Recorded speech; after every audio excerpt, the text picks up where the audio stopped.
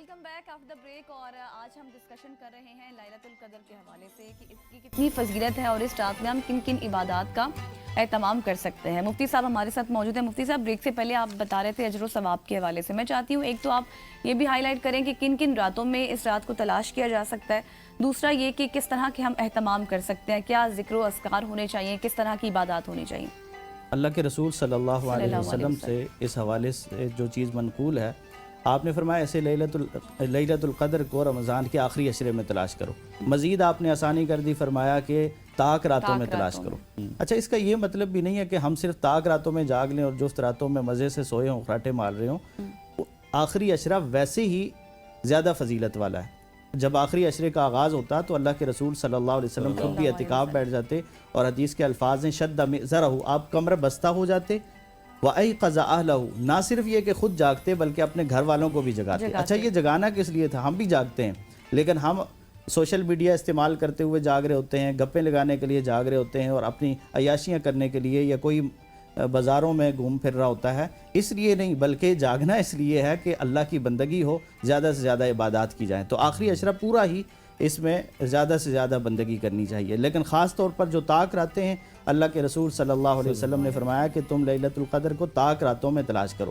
اچھا, یہ جو طاق راتیں, ان میں کوئی ایک رات متعین اللہ کے رسول نے نہیں کی, نہ ہی اللہ تعالیٰ نے متعین کی ہے, تاکہ ان ساری راتوں میں سے ہم تلاش کر کے اسے حاصل کریں. دیکھیں, جس کو جستجو ہوتی ہے نا کسی چیز کی, تو وہ تلاش کرتا ہے چیز کو. تو اللہ تعالیٰ یہ شوق اور جذبہ بھی دیکھنا چاہتے ہیں بندوں کا کہ کیا یہ تلاش کرتے بھی ہیں. اگر ایک ہی رات دے دی جاتی تو ایک رات کو تو سارے ہی جاگ لیتے, لیکن کم از کم 5 راتیں تو جاگیں نا, 5 راتیں تو محنت کریں, تلاش کریں اس کو.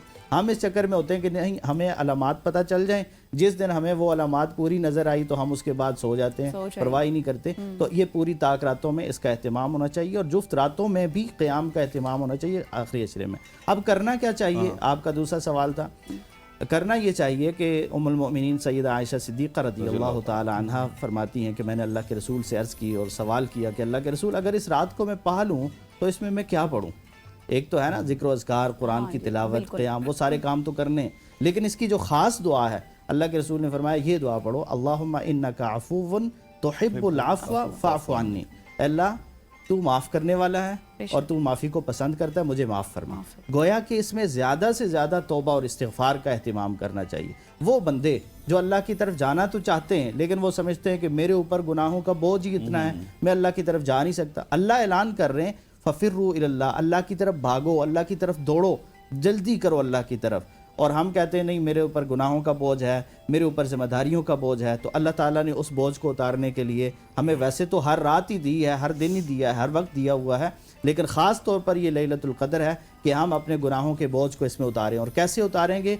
توبہ اور استغفار کے ذریعے سے. اللہ رب العالمین قرآن مجید میں فرماتے ہیں قُلْ يَا عِبَادِيَ الَّذِينَ أَسْرَفُوا عَلَىٰ أَنفُسِهِمْ لَا تَقْنَطُوا مِن رَحْمَةِ اللَّهِ, کہ میرے ان بندوں سے کہہ دیجئے میرے پیغمبر کہ جنہوں نے اپنی جانوں پر بڑا ظلم کر لیا, بڑے گناہ کر لیے ہیں, ان کی زندگیوں میں بہت گناہ ہیں, لیکن میری رحمت سے مایوس نہ ہوں. کریں کیا؟ یا ایھا الذین آمنوا توبوا الی اللہ توبۃ نصوحا, اے ایمان والو اللہ سے سچی توبہ کر لو. اور سچی توبہ وہ ہوتی ہے جس میں انسان اپنے سب سے پہلے گناہوں کا اعتراف کرتا ہے, گناہوں کے اعتراف کے ساتھ ان گناہوں پہ شرمندہ ہوتا ہے, نادم ہوتا ہے, پھر ان گناہوں کو چھوڑتا ہے اور اللہ سے یہ عہد کرتا ہے کہ آج کے بعد میں یہ گناہ نہیں کروں گا. اور پھر اسی طرح اگر کسی کے اس نے حق تلفی کی ہے تو اس کا ازالہ کرتا ہے. یہ نہیں ہے کہ اس نے لوگوں کا مال ہڑپ کیا ہوا ہے, وراثت دبائی ہوئی ہے بہن بھائیوں کی, اور وہ کہتا ہے اللہ مجھے معاف کر دے گا. نہیں, اس سے پہلے ان کے حقوق کی ادائیگی کرنی ہوگی. تو جو حقوق اللہ ہیں تاکہ ان کی انسان معافی کر سکے, اور جو حقوق العباد ہیں ان کی تلافی اگر ممکن ہے تو تلافی, اگر تلافی ممکن نہیں ہے تو اللہ سے ان کے حق میں بھی معافی مانگے اور اپنے حق میں بھی معافی مانگے, اور اس کے ساتھ ساتھ وہ دوسروں کو معاف کرے. دیکھیں, اپنے لیے معافی مانگتے ہیں تو پہلا کام یہ ہے کہ بندوں کو معاف کریں. اگر آپ خود معاف کرنے والے نہیں بنتے اور اپنے لیے اللہ سے معافی مانگ رہے تو ایسے معافیاں نہیں ملتی. خود اگر کسی نے ان کے ساتھ زیادتی کی ہے, کوئی کمی ہوئی ہے, اور انسان ہونے کے ناطے, اکٹھے رہنے کے ناطے ہو جاتی ہیں ایسی چیزیں, تو خود بھی ان کو معاف کریں. صحیح. حضرت ایک دو سوال اور بھی ہیں, لیکن اس سے پہلے میں چاہتا ہوں کہ وسیم صاحب سے ایک نعت سن لیں. جی ضرور. جی, قاری وحید ظفر قاسمی صاحب کی نعت جو کیا بات ہے, بچپن میں ہم سب لوگ سنتے آئے ہیں, فاصلوں کو تکلف ہے ہم سے. واہ, یہ ابھی تک ویسے ہم نے نہیں سنی, ہم پرانے وقتوں میں چلے جائیں گے. फुर्सत मिलेगी किसे,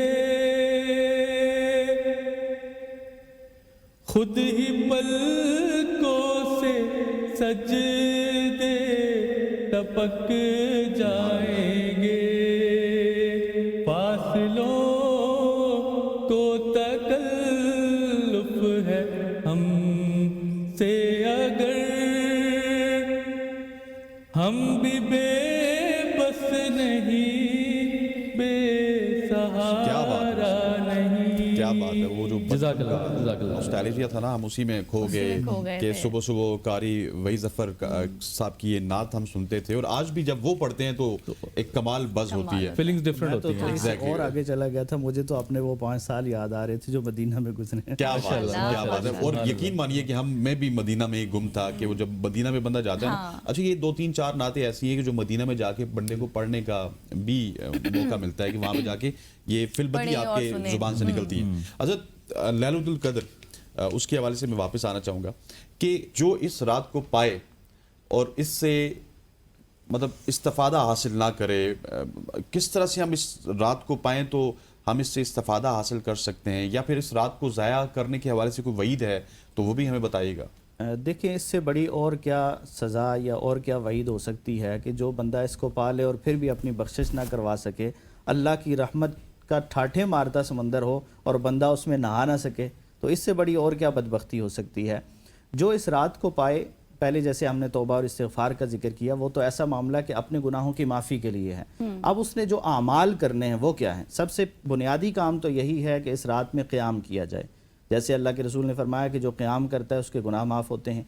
कुरान मजीद की कसरत के साथ तिलावत की जाए। हम लोग रातों को जाग के गप्पे मार रहे होते हैं और इस रात को ज़ाय कर देते हैं, या कोई घूमने फिरने में ज़ाय कर देता है। तो ये वो रातें हैं कि जिसमें किया गया, आप देखें ना, 2 नफल पढ़े हैं ना, लेकिन वो 1000 रातों के 2 नफल से ज़्यादा फजीलत वाले हैं। तो ये सिर्फ 2 नफल ही नहीं है, तो 2 पे ही इक्तिफा ना किया जाए। लेकिन यहाँ ये भी जहन में रहे कि बाद लोग कसरत के चक्कर में वो ऐसी नमाज पढ़ते हैं कि जिसमें कोई खुशू खुजू नहीं होता और वो तेज़ी होती है। तेज़ी नहीं, आप मुख्तसर पढ़ लें, कम पढ़ लें, लेकिन आपकी नमाज में ठहराव होना चाहिए, खुशू खुजू होना चाहिए और इत्मीनान होना चाहिए। वरना अल्लाह के रसूल सल्लल्लाहु अलैहि वसल्लम ने यह भी फरमाया है, इन्ना अस्वा अन्नास सरिक़तन अल्लज़ी यसरिक़ु फ़ी सलातिही, कि बदतरीन चोर वो है जो अपनी नमाज में चोरी करता है। साहबा अर्ज़ करने लगे, अल्लाह के रसूल, नमाज में चोरी कैसे हो सकती है? ये तो अल्लाह की नमाज है, कोई अल्लाह की चोरी कर सकता है?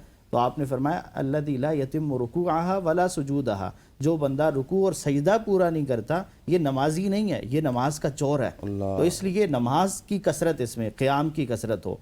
इसी तरह इसमें बैठकर ज़िक्र हो, अल्लाह रब्बुल आलमीन का ज़िक्र कसरत से किया जाए, नबी करीम सल्लल्लाहु अलैहि वसल्लम पर कसरत से दुरूद पढ़ा जाए, और जितना ज़्यादा मुमकिन हो ना तन्हाई में इस इबादत को किया जाए तो इतना ही ज़्यादा बेहतर है, क्योंकि तन्हाई में रियाकारी से इंसान बच जाता है।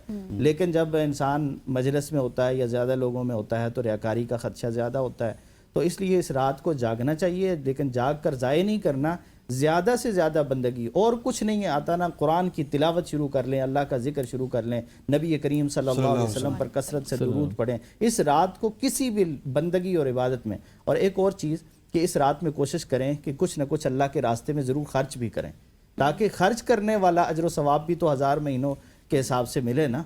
तो खर्च भी करें और इसी तरह दूसरों को माफ़ भी करें, अपने लिए माफ़ी भी मांगें और ज़्यादा से ज़्यादा इबादत और बंदगी भी करें। और अगर कोई इंसान किसी हराम काम में पड़ा हुआ है तो आइंदा के लिए अल्लाह से वादा कर ले कि आज के बाद मैं इस हराम काम से निकलूंगा और तौबा करूंगा। सही। कुछ और भी सवाल हैं मुफ्ती साहब, आप हमारे साथ ही मौजूद हैं, वसीम साहब भी मौजूद हैं। ब्रेक के बाद आएंगे और करेंगे। नाज़रीन, यहाँ पर लेते हैं एक छोटी सी ब्रेक, आएंगे, स्टे विद अस।